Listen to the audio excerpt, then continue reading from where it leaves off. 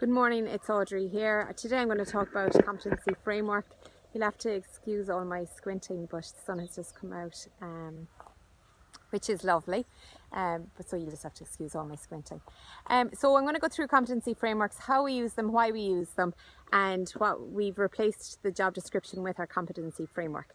Our reason for that is we are recruiting for an attitude and I suppose a mindset and a mind frame rather than a list of jobs.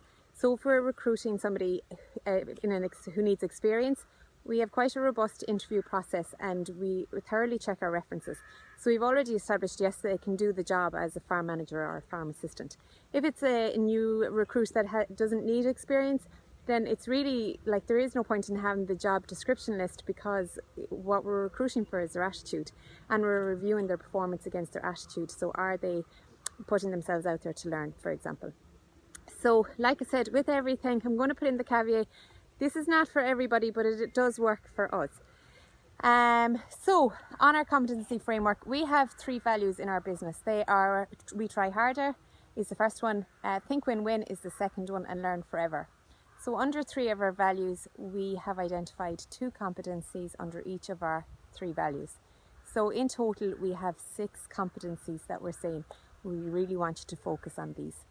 There's lots of areas in every business that we all need to focus on, but we can't focus on everything all of the time. So that's why we have picked what is 6 most important areas for us.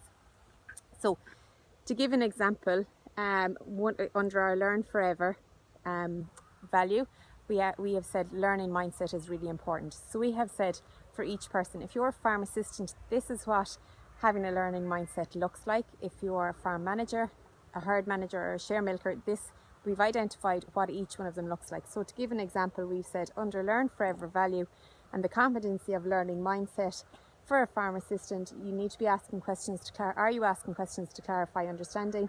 Are you actively monitoring your own performance against your own personal goals and your team goals? So they're just 2 examples. There's several of them there. And if you go right down as far as the Sharemilker, we're saying, are you championing self-learning, development and continuous improvement? So in an interview stage, we're asking them to give us examples of where they have displayed this before. In a performance review, we're saying, can you give me examples of where you have done and displayed this? And the person then can honestly say, well, actually, I didn't hit all of that, so I'm going to give myself a 7. Or I did hit all of them, I'm going to give myself a 10, whatever. So for us, it just assists us better with recruiting for a mindset. We can train people on the job, we can teach people skills, but we can't change their whole mindset or their value system. So that's why it's really important for us to use this. Like I said, we do use it in our performance review. It is a really key part in our performance review. It is displayed up in the canteen for people to understand what is expected of them. Like I said, it works for us. Mightn't work for everybody, but I hope it is of some help to you. Thank you.